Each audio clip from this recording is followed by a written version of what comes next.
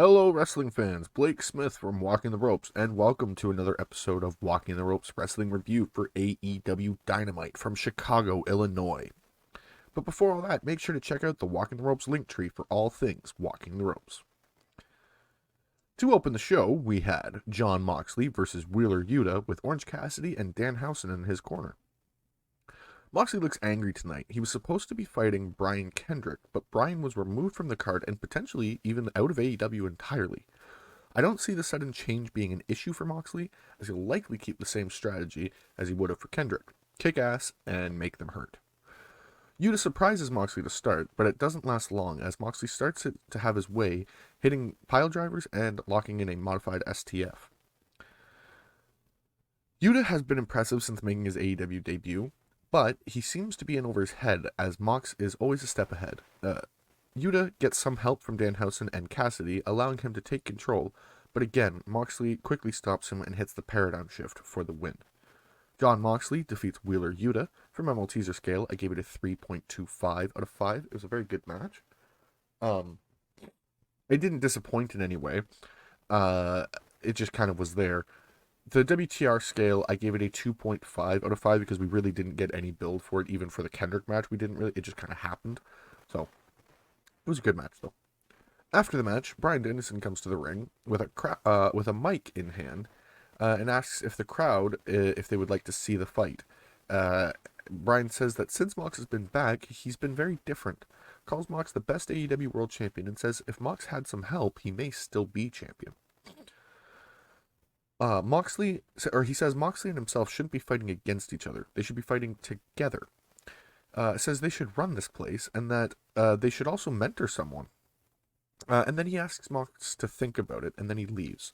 I wasn't expecting that, and I'm looking forward to see where this goes. I love this idea.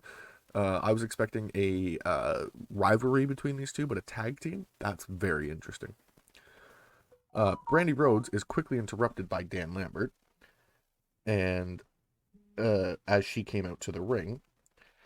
And Dan is just basically doing his regular shtick, running Brandi down and telling her she needs a reality check. Brandi then tells Dan he should be spending less time here and more time making sure his team is winning. Dan runs her down some more, and then Brandi slaps him. And Dan says he doesn't feel like getting canceled tonight, so here comes Paige Van Sant. They start to brawl, and the women's roster comes out to separate them. We hit the AHFO talking backstage. Matt wasn't happy with Private Party, and now he's gonna have Cassidy fight Sammy for the TNT title on Rampage.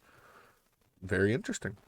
Andrade doesn't want any more mistakes, and Matt asks what's going on with Darby, and Andrade says that he just needs more money, I think. We then get a tag team match. The Knights or Kings of the Black Throne, depending on if you were listening to the announcers or reading the tag. It was either the Knights or the Kings of the Black Throne. I have no idea which one it is. Versus Pac and Penta El Cerro Miedo. Pac is led to the ring by Alex Abrahantes, and they with a blindfold on. And Pac fights with the blindfold on for a good few minutes, and he gets the better of Malachi while blindfolded, but eventually he removes it and things start to pick up. Pac and Penta start to roll, and they keep control for a while until Brody comes in, and he starts to dominate. Once Pac fights to the tag, Penta comes in and gains control, but not for long, as he tags in Pac again, and he and Black go back and forth in the ring. Penta starts to fly around the ring, and he takes out Brody while Pac sets up in the ring. Pac and Penta go for the package Fear Factor, but Brody stops them, allowing Black to hit the Black Mist, and Black and King, hit the Dante's Inferno for the win. The Kings or Knights of the Black Throne defeat Death Triangle. Very, very good match. For my Malteser scale, I gave it a 3.5 out of 5. Very, very well done. Domination through the whole match. Showed off both teams really well, while also getting the story across. For my WTR scale, I gave this a 3 out of 5. It was very good. We've had this build for a little while, and it's been pretty well done. I don't see this being the end of it, though. Adam Cole talks about his record, and he is still perfect. Says Cassidy defeating him in the Lights Out match was a fluke, and that he's been one of the best in the world, And when he fights Evil Uno on Rampage, everyone will learn what he wants. We then get a singles match between Nyla Rose and Ruby Soho. Ruby throws her jacket and takes it right to Nyla, as she will have to keep Nyla off guard if she wants to do any damage. Nyla's pissed off with Ruby for taking her TBS title shot away, and she looks to flatten Ruby tonight. And Nyla's doing just that as she's toying with Ruby as Vicky's cackling in the background. Ruby finally shows some life as she stuns Nyla with some hard shots on the apron and then drops Nyla face first on the apron. Ruby almost finishes it with a big kick, but Vicky helps out and then Nyla takes advantage of the distraction, hitting a senton followed by a beast bomb for the win. Nyla Rose defeats Ruby Soho, and from my teaser scale, I gave this a 3 out of 5. It was a good match. There was nothing really wrong with it. I can't really complain. As far as the WTR scale, I gave it a 3.25 out of 5. The story's been okay. I just kind of wish there's a little bit more to it than just she's annoyed she lost. Because, I mean, I think she lost fair, from what I can remember. We then get the Gun Club jumping Jungle Boy, and they dump him in a snowbank on the outside. Luchasaurus and Christian Cage come out to make the save, sending them running down the streets of Illinois. Or Chicago, I guess, sorry. Hangman talks about, or makes his way to the ring and talks about the Texas Death Match.